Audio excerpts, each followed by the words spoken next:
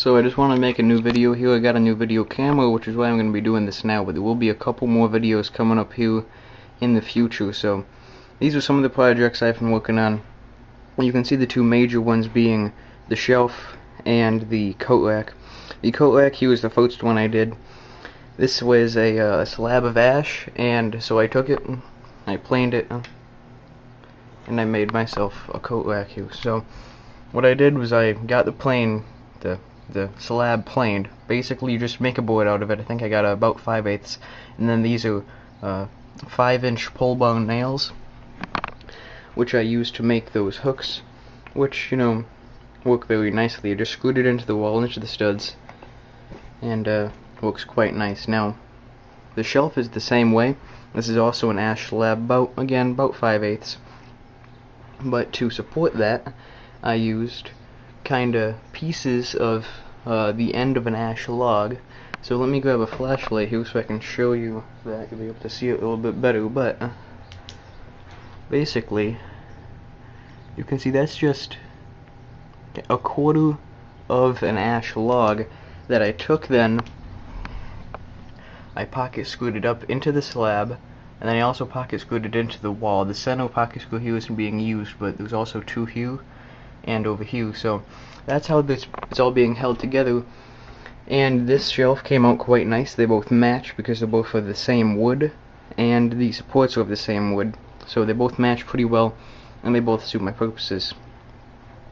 Over here we have, I did this a while ago, I just never did a video of it. This is a oak 2x6. It's about 110 years old. I think I might have talked about that in an earlier video.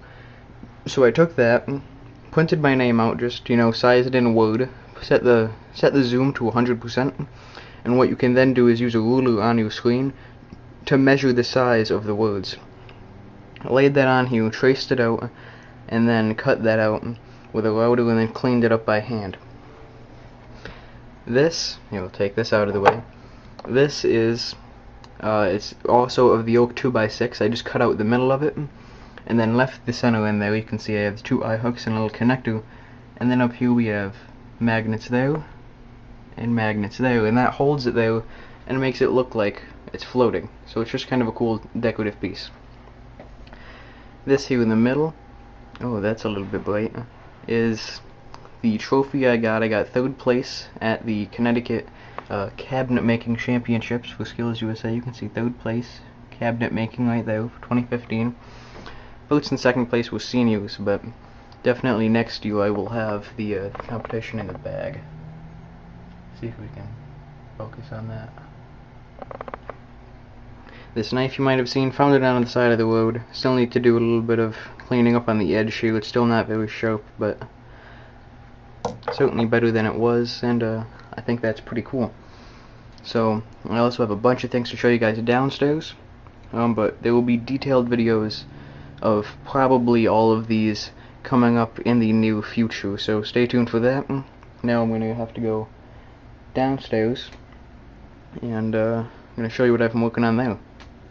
So this is what I wanted to show you next. This is the workbench I've been working on, and it is used to replace this bench here. Now this bench, you can see, not very stable at all, even after I put in a support on the side. Now this one's from Harbor Freight, drawers on the side and a shelf on the bottom. Yeah. See, drawers on the side, shelf on the bottom, but not exactly great materials. It's all oak, but only 3/4 of an inch thick, very thin. Most of it, you know, I won't say it's shoddy, but it's definitely not the best bench ever, so I decided to make myself one. I'm going to start with the base first, because the base is the first portion of this bench that I made. Now, the entire base, this is all done by hand. And so these are all actually used 2x4s from a hoop house that we took down a little while ago. Took them all, planed them down, and created the bench. Now, these legs are 2 2x4s glued together, and the stretchers and kind of the aprons, I guess, up top, those are just single 2x4s that I mortise and tendoned in, as you can see. Mortise and tendoned those in, and then also pegged those. So that all came out well. Then we have the top. The top, this this part of the top here, this is all hard maple, and this all right here, that's all just regular maple, but because quite a bit of it is a bird's eye maple, it actually is substantially harder than regular maple and will basically be the same hardness as the hard maple here.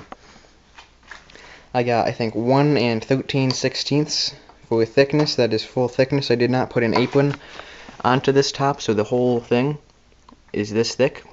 And now some over here blew out here and also blew out here, but that happened when I was already halfway down the tenon, so there was nothing I could have done about it. Otherwise, the top came out good. You can see here, this side, this is flush coming down the leg and also flush on the stretcher. That way, some long boards, and also you can clamp to it, so that makes that quite a bit easier. I have 3/4 inch dog holes here, drilled every 4 inches on center, and then every foot I have another hole on the other side. Now this bench is only 5 feet long and 20 inches wide, but certainly nice and much sturdier. I can't even move that. It's quite heavy. These vices actually probably double the weight of the entire thing. And these holes here you see, those are holding the vise in because this the top, it's not really thick enough to allow lag screws to hold that together. So this bench, the sides, we used 1-inch dowels. There's one here and there's going to be one kind of in the middle here. It's going to be like right here.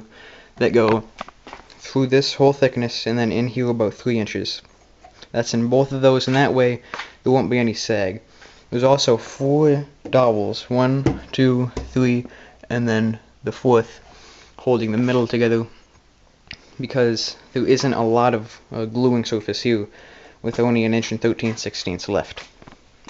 These vices are record vices made in England. If we can see that, made in England, record vices. A very large capacity vise also has a quick release on it.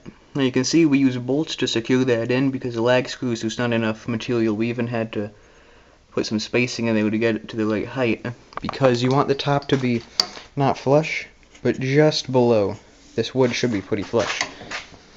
See, then we have the vise, also quick release, which is very nice made. This so that this way it was flush. Here you can see this is flush, also flush down at the other side. Just push it back together. And for dogging, we have this dog here on the bench, which is just another piece of maple, and I use a little eye screw here for that. Further down the bench we have the dogs. These dogs are based off of Paul Sellers and or Wrangler Star's design. I believe it was originally Paul Sellers' design, so you can go look at his video. But basically, you have a 3/4 inch dowel, cut the top of it, and then put a coat hanger in there. And what that does is it's going to hold it there wherever you want it to be. So at whatever height, see, it's going to hold it there.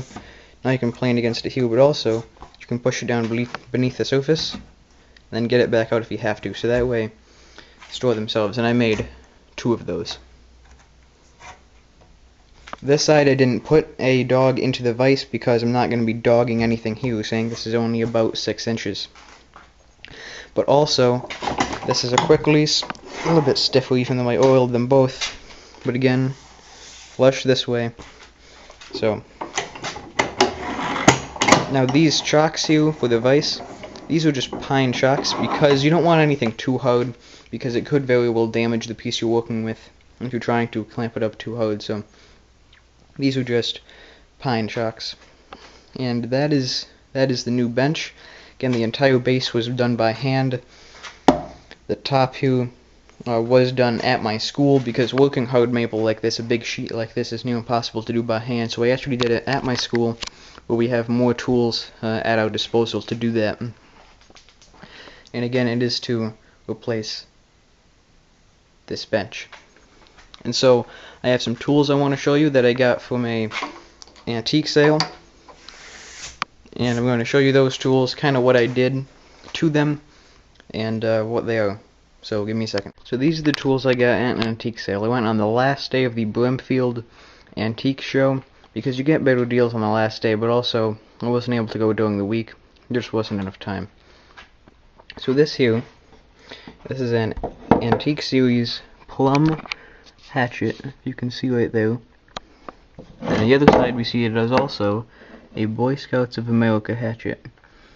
Trying to find where that symbol is. It's right here actually. It's pretty weak, but you can see it right there. The handle was still painted red, so I sanded off the red and put a coat of linseed oil on. Reset the head and you can see it's still red there. Kind of an authentic plum design to be with the red. Now this is a Boy Scout head on here, Boy Scout kind of style. Also came with the sheath, fits into the sheath, has the tie right here, and then you can also put it on your belt here. I believe I got this for $40. It does hold an edge very well, and I've already used it, as you can see by the wear on the handle already. Works quite nicely, and I do like that tool. This is a Stanley number 180. This is one of the very early,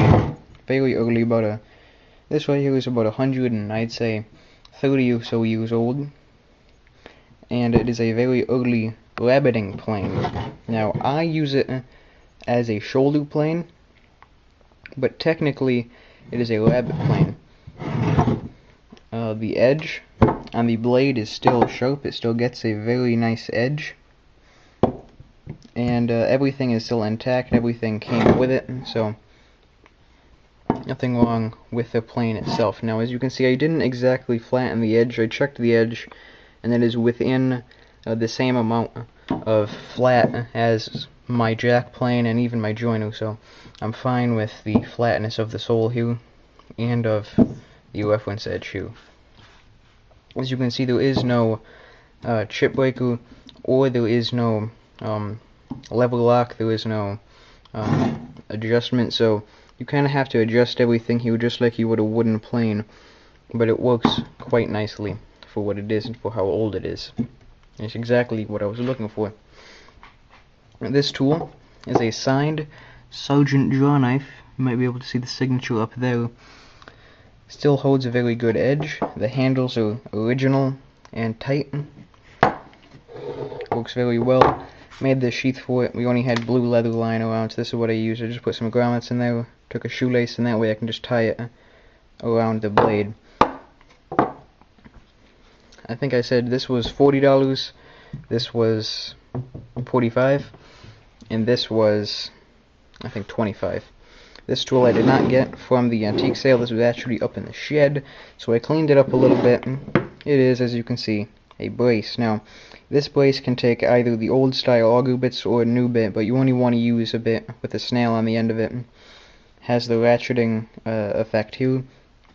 And I just kind of oiled it all up. Right now it has WD-40 in it, but I started off with liquid wrench to get all of that rust out of the way.